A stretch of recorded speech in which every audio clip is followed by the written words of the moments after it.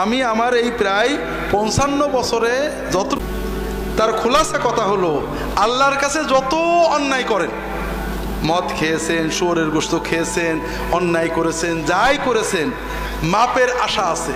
আল্লাহ মাপ চাইলে মাপ করবে, না চাইলেও করতে পারে। কথা বুঝতে পেরেছেন? আর একটা গুনাহ আল্লাহ মাপ না চাইলে মাপ করবে না, তওবা পুরো করলে সেটা হলো শিরকের গুনাহ।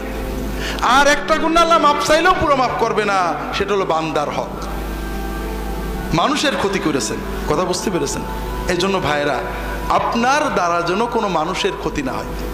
আমরা এখানে যারা আছি সবাই কিন্তু দুর্বল পার্টি, মানুষ খুন করা, মেরে ফেলা, জমি কেড়ে নেওয়ার ক্ষমতা আমাদের নেই, ঠিক না? কিন্তু আমরা কিছু অন্যায় করি খুব ভয়ঙ্কর। তার ভিতরে একটা হলো গীবত করি। কি করি? গীবত সত্য কথা না মিথ্যা কথা?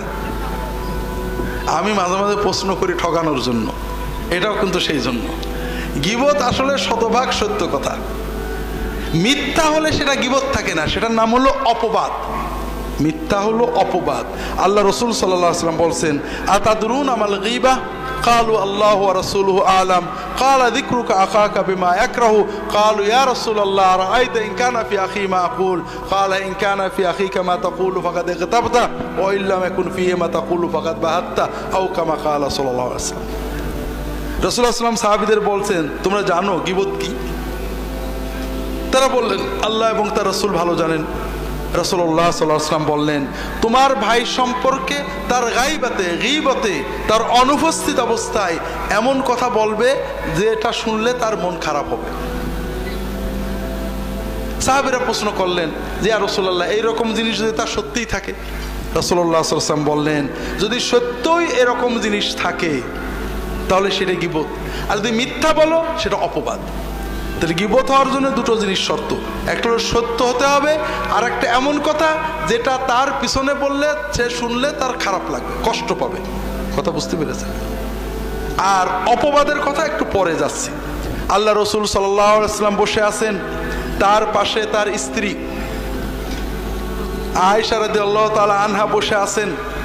এমন সময় আর এক স্ত্রী সফিয়া রাদিয়াল্লাহু তাআলা আনহা তার কাছে এসেছেন, কয়েকটা কথা বলে তিনি চলে গেছেন। আয়েশা রাদিয়াল্লাহু তাআলা আনহা বলছেন, ইয়া রাসূলুল্লাহ হাসবুকা মিন সফিয়া কাযা ওয়া কাযা। তা আয়েশা রাদিয়াল্লাহু তাআলা বলছেন যে ইয়া রাসূলুল্লাহ, আপনার স্ত্রী সফিয়া, তার তো এই ত্রুটি আছে। কথা বোঝেননি? কথা বুঝতে পেরেছেন? আয়েশা সত্য বললেন না মিথ্যা বললেন? সত্য বললেন। সফিয়া চলে যাওয়ার পরে আয়েশা একটা সফিয়ার সত্য দোষের কথা বললেন যে আপনার স্ত্রী সফিয়ার এই দোষ আছে। আয়েশা রাদিয়াল্লাহু তাআলা আনহার এই কথা শুনে রাসূলুল্লাহ সাল্লাল্লাহু আলাইহি ওয়াসাল্লাম বললেন, ইয়া আয়েশা লাকাদ কুলতি কালিমাতান লাউ মুজিশাত বিমাইল বাহরি লামাজাজাত।